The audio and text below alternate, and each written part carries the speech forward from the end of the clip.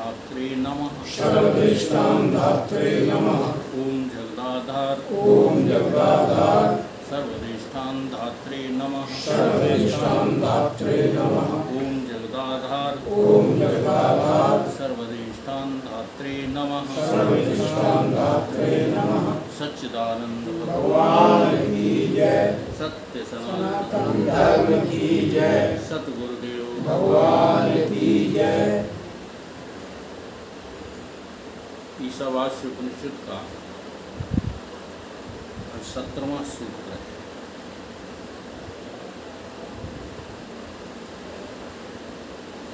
इससे गत सूत्रों में भी साधक जो है, उपासक जो है, वो अपने परम पिता परमेश्वर से प्रार्थना करता चला। इस श्लोक में भी एक ऐसी प्रार्थना की है जो आखिरी प्रार्थना कही जाती है।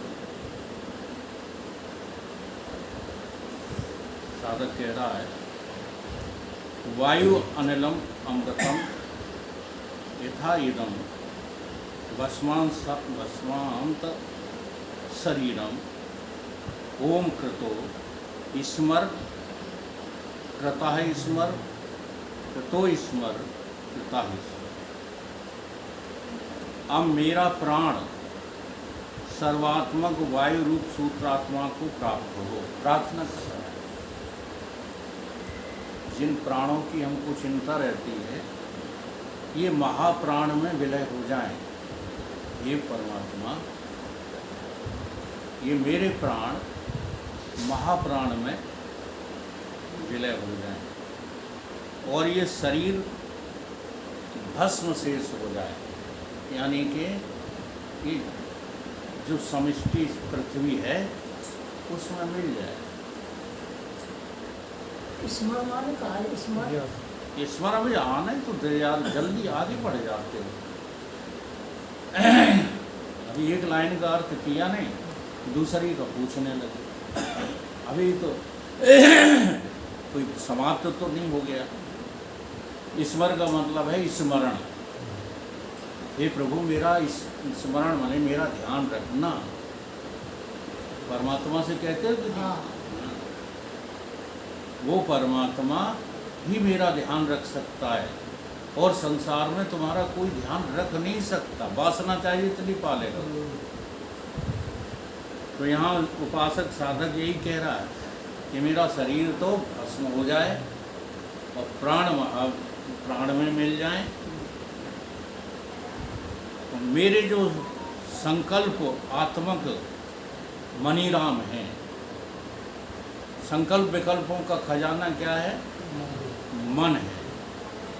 वो मन जो है समष्टि में मिल जाए, इसका हे प्रभु तू ध्यान रखना, इसका तू स्मरण रखना। अपने किए हुए को स्मरण कर। तू तो जो है साक्षात ओंकार है। ओम कृतो हो। परमात्मा कौन है? ओंकार। मुझे भी अपने में मिला लो प्रभु। इतना ध्यान रखो मेरा कि मुझे भी अपने में मिला लो। तुम भी तो ओंकार हो। अब ये प्रार्थना जब की जाती है तो गुरु की बात भी तो मानी जाती है। गुरु साक्षात परब्रह्म है और तुम गुरु को क्या समझते? घसखोदा। एक उल्लू आदमी है, यहाँ आकर के बैठ जाता है तख्त पर और हम लोगों को घेरे रहता है। गडरिया होता ना जैसे, वो भेड़ों को घेरे रहता है। तो गुरु कोई जो है तुम्हारे भेड़ चराने वाले नहीं।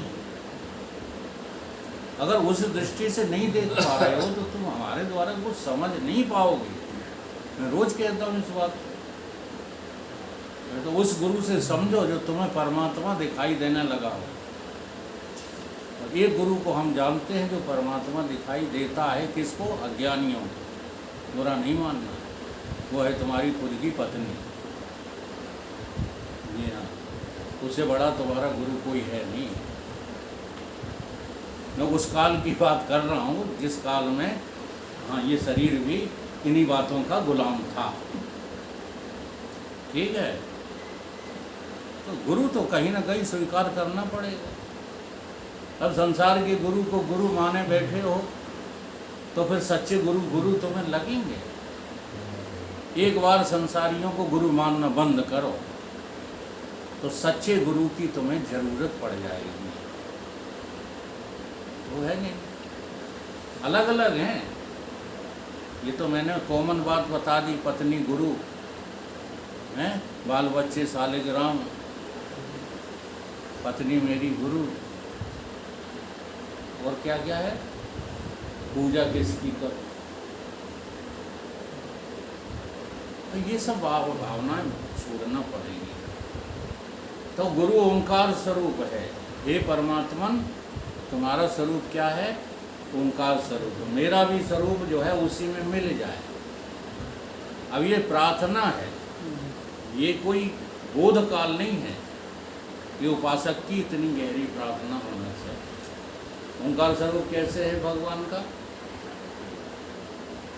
अकार मात्रा जो है वो विराट है, उकार मात्रा हिरण्यगर्भ है, मकार मात्रा जो है वो ईश्वर है, और अमात्र है वो साक्षात व्यापक विभु चेतन। इस तरह हे प्रभु तू ओंकार स्वरूप है और मुझे भी अपने में मिला ले। ऐसी वासना ही तुम्हारी जो बाहर की ध्येय और गेय वासनाएं हैं इनको काटेगी। इसी का नाम ज्ञान है, ज्ञान। चाहे जिसका नाम ज्ञान रख ले, तुम शब्दों का संकलन कर लो, इसका नाम ज्ञान नहीं है। तुम धारावाहिक जो है शास्त्रों को बोलना सीख जाओ, इसका नाम ज्ञान नहीं है। ऐसे ज्ञानी देखो तमाम पढ़े, लेकिन अभी एक विवाद हुआ है, इस पर कोई सत्य नहीं बोल पा रहा है। जिनको शंकराचार्य की पदवी दी है वो भी गलत बोल गए, वो भी बोल गए हाँ कि ब्राह्मणों का ही अधिकार है। हाँ, बोल गए कि नहीं? बोल गए। हाँ। ये असल में शंकराचार्य था ही नहीं। इनके जो गुरु थे वो भी शंकराचार्य बना दिए गए थे नहीं। वो भी पक्षपाती थे। कांग्रेस पार्टी के ये कांग्रेस खेमे में हाँ सब ये और कांग्रेस के दलाल हैं, कांग्रेस खेमे के इसलिए इस तरह की बातें करते हैं। नहीं, प्रश्न पैदा करो अपने अंदर। रैदास की शिष्या कौन थे? अब मीरा जैसी विदुषी किसको जो है किससे ब्रह्म ज्ञान प्राप्त करने गई, तो उसे जो है भागवत पढ़ने का अधिकार नहीं था। किस मर्यादा की बात करते हैं ये लोग? खुद तो वर्ण को मानते नहीं, जाति की बातें करते रहते हैं। वर्ण व्यवस्था केवल मुख से कह लेते हो, वर्ण व्यवस्था तो तुम्हारे भीतर है। तुम ही शूद्र हो, हाँ, तुम ही वैश्य हो, तुम ही क्षत्रिय हो, तुम ही ब्राह्मण। चातुर्वर्णम मया सृष्टा, मेरी सृष्टि ही चतुर्वर्ण है। ये भगवान का वचन है कि नहीं? विद्वान कोई है नहीं। तो असल में जैसे विद्वान इंडिया में पैदा हो गए वैसे ही आम आदमी भी विद्वान बनना चाहता। गड़बड़ ये क्योंकि सतगुरुओं का अभाव हो गया है। सतगुरु अब समाज में रहे नहीं, इसलिए कहीं देव योग से कोई सतगुरु का प्यारा है भी तो वो लगता नहीं किसी को सतगुरु, इसलिए नहीं लगता है क्योंकि ये जो दे रहा है ना ये मोबाइल, ये विष परोस रहा है, विष, और सब लोग इसके आशिक हो। अकेले उमेश सिसोदिया है नहीं, आप लोग भी जाने क्या क्या डालते रहते उल्टी सीधी बातें, उसमें विचार नहीं करते कि हम डाल तो रहे हैं लेकिन हम वेदांती भी हैं साथ में। डालते समय भूल जाते हो कि हम वेदांत की भी तो शिक्षा ग्रहण कर रहे हैं। हमें ये बात डालना चाहिए या नहीं डालना चाहिए, विचार नहीं करते हो। कई बार पकड़ा देंगे आपको कि देखो आपने ये गलत डाला है। इसके चक्कर में न रहो, ये तुमको ज्ञान नहीं कराएगा। वेद शास्त्र तक तुम्हें ज्ञान नहीं करा सकते। हाँ, वेद शास्त्र सतगुरु के मुख से पढ़ोगे तो ज्ञान संभव है, और कोई उपाय नहीं है। वेद उदित गुरु बिन लखे लागे लवण समान, बादर गुरुमुख द्वार भय अमृत तय अधिकार। ये रटो मत, इसका पालन करो जीवन में। अब मुझ मरने वाले का वायु प्राण अपने अध्यात्म परिच्छेद को त्याग कर अधिदेव रूप सर्वात्मक वायु रूप अमृत यानी सूत्रात्मा को प्राप्त हो जाए। अब उसी का यहाँ डिटेल कर दिया। क्या कह रहे हैं कि हमारी मरने वाली वायु है, हमारी प्राण कैसे हैं, सीमित हैं। अब इन प्राणों को तुम अपने उन अमर प्राणों में जो है जाने दो। अब वो अमर प्राण क्या है? व्यापकता ही अमर प्राण है। अलग से कोई जो है महावायु नहीं है, महाप्राण नहीं है, जो प्राणों का भी प्राण है, जो सब प्राणों का प्राण है। जैसे हमारे प्राण, तुम्हारे प्राण, हाथी के प्राण, चींटी के प्राण, सबके प्राण हैं। अब इन प्राणों का प्राण कौन है? तो भाई उसी में इन प्राणों को जो है जाने दो। भगवान ने गीता में वर्णन किया कि ये देह कुछ नहीं है, ये देह तो रहने वाली नहीं है, इसको जाने दो। प्रभु से प्रार्थना करो, इसे रोकने की कोशिश न करो, जाने दो। देहो अस्मिन यथा देहे, चले गए। कुमारम यौवनम जरा, ऐसे ही देहांतर प्राप्ति। अरे कुछ होता थोड़ा ही है, लेकिन निश्चिंत तभी हो पाओगे जब संसार का त्याग करोगे। नहीं, बातें सीख लोगे और दूसरों को सिखाने लग जाओगे, लेकिन जब मौत की घड़ी आएगी तो अंडा सटकेंगे। इसलिए इसमें नाटकबाजी नहीं।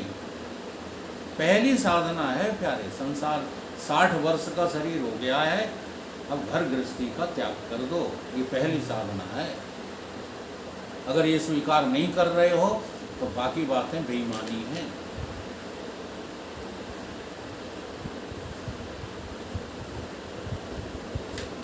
इस प्रकार इस वाक्य में प्रतिपद्धताम, ये क्रियापद जोड़ लेना चाहिए। प्रतिपद्धताम का अर्थ होता है अपने में हमें भी प्रतिपाद्य कर लो, अपने से अलग न रहने दो।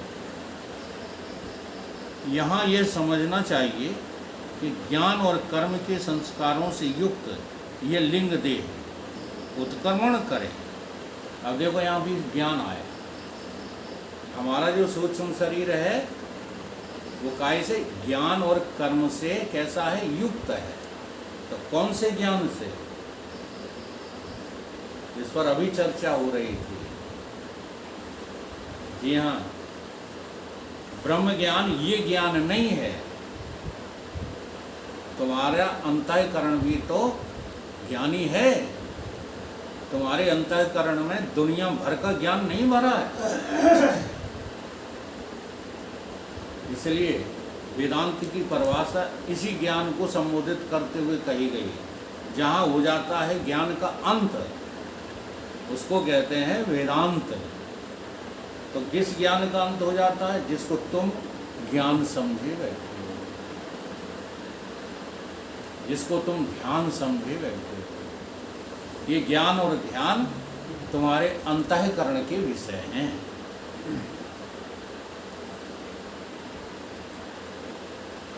तो चाहिए कि ज्ञान और कर्म के संस्कारों से युक्त ये लिंग देह उत्क्रमण करे।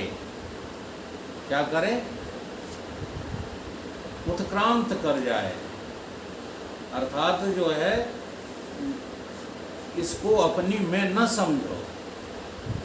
ये तो है परमात्मा तुम्हारी बकरी है, तुम जिधर जो है कान पकड़ के ले चलो, ये चलने को तैयार है। तो जब तक संसार की बकरी बने रहोगे तब तक परमात्मा की बकरी नहीं हो सकती।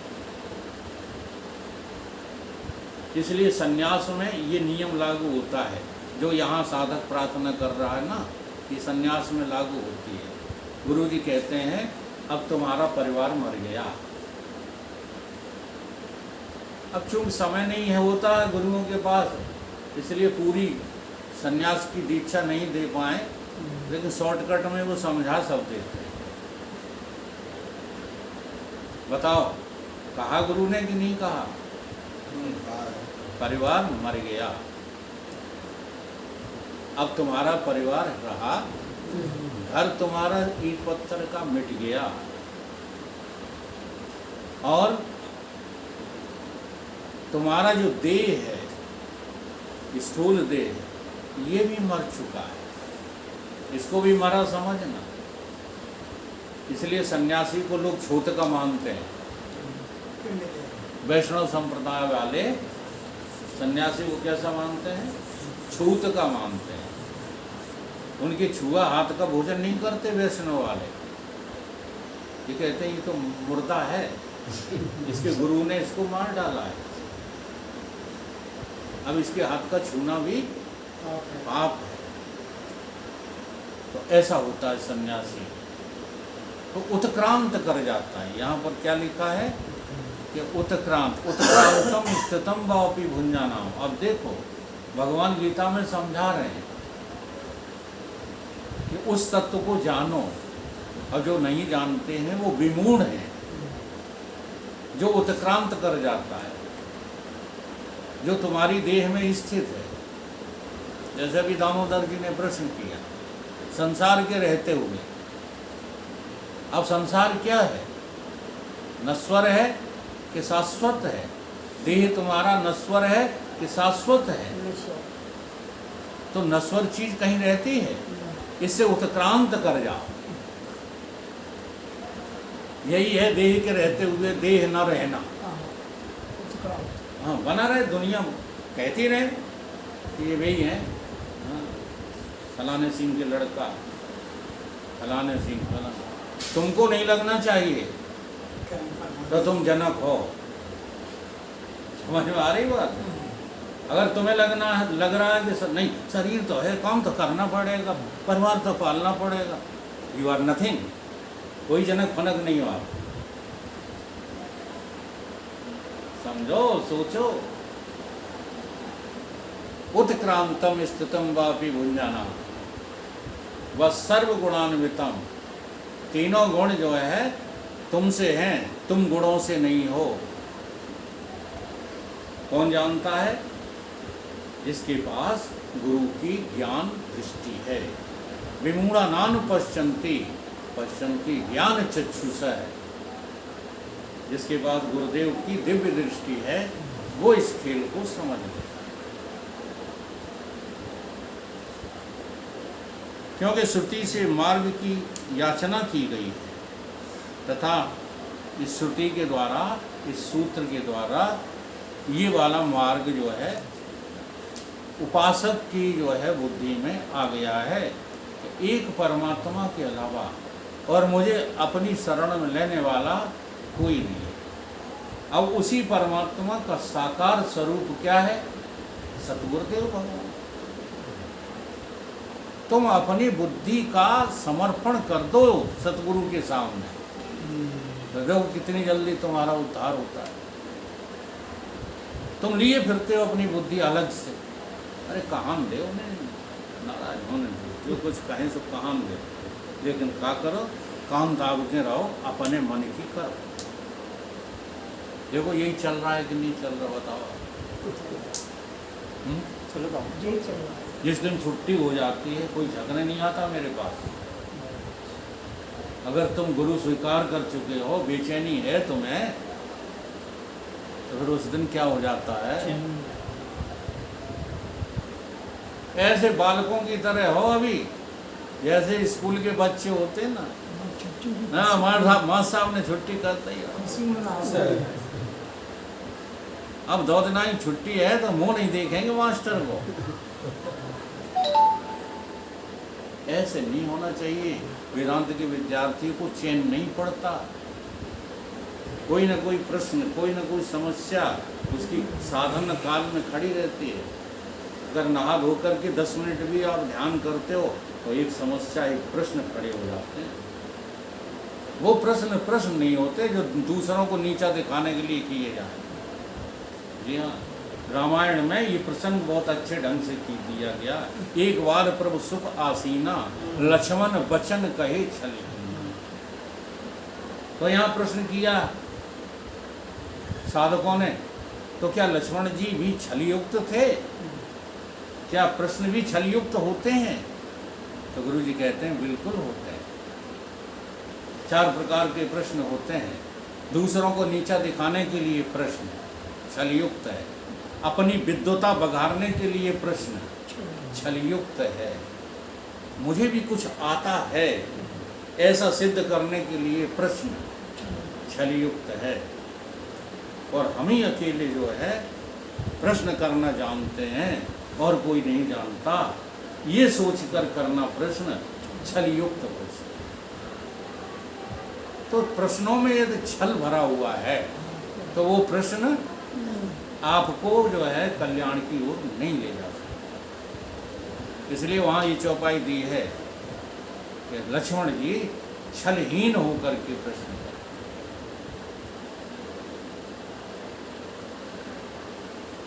तथा अब यह शरीर अग्नि में होम कर दिए जाने पर भस्म शेष हो जाए। प्रार्थना कर रहा है कि अब ये गुरुदेव, ये शरीर हमको सिवाय राख के और कुछ नहीं दिख रहा है। हे प्रभु, इसे तुम इस जो है महापृथ्वी में समेट। यह है जीते जी मर जाना। जो जीते जी नहीं मरते उनको यमराज मारते ही हैं। वो बच नहीं सकते यमराज से। यमराज से वही बचेंगे जो जीते जी मर जाए। अब ये बहुत बुरा लगता है कहने में, सुनने में, साधना करने में। जीते जी कैसे मर जाए? ये जो है ध्यान पूर्वक देखो। इसी को कहा गया है देह है वो ध्येय वासना का छेदन। ध्यान पूर्वक देखो ये जिन्ना कब है। जिन्ना की परिभाषा ये होती है जो तीनों काल में अपनी चैतन्यता को सिद्ध करे, वो जिंदा है। जो किसी काल में तो चैतन्यता दिखे और किसी काल में जड़ दिखे, वो जिन्ना अभी भी है नहीं है। तो स्वप्न काल में ये शरीर दिखता है, हैं? बताओ क्या करता है? नौकरी करता है ये स्वप्न काल में? घर के कामकाज करता है? तो इसे मरा देखो ना। अभ्यास करना पड़ेगा।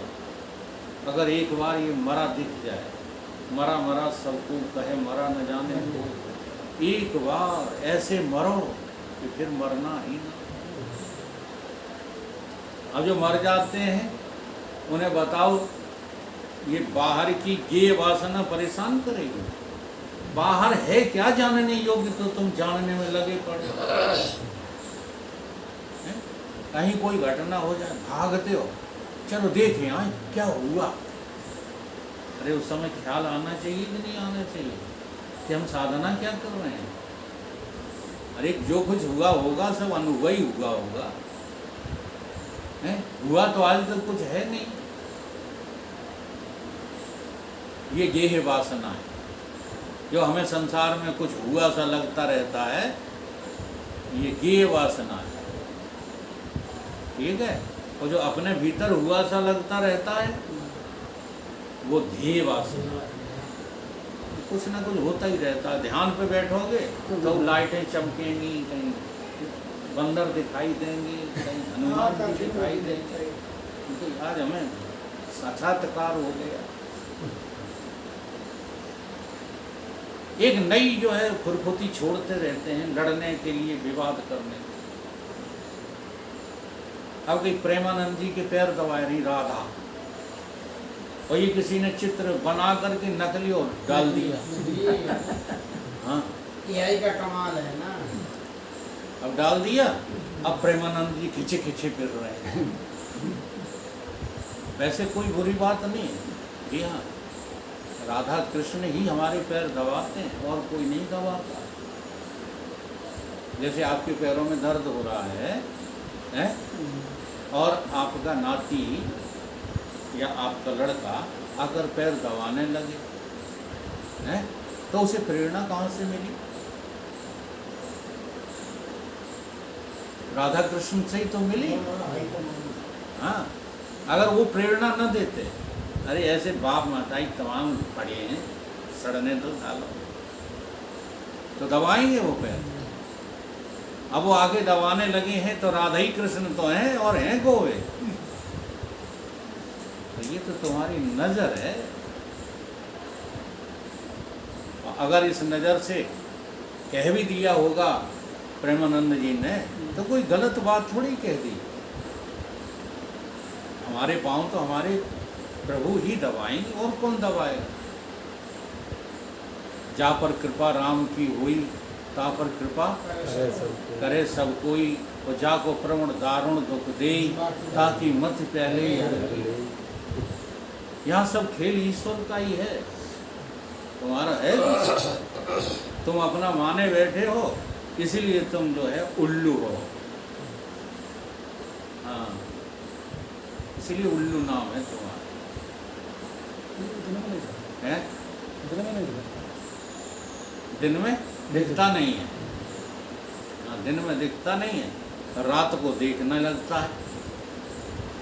नहीं समझ में आ रही बात? संसार को सत्य देखने लगता है और सत्य को असत्य देखने लगता है। उसी का नाम उल्लू है। तो हम सब उल्लू की श्रेणी में आते हैं।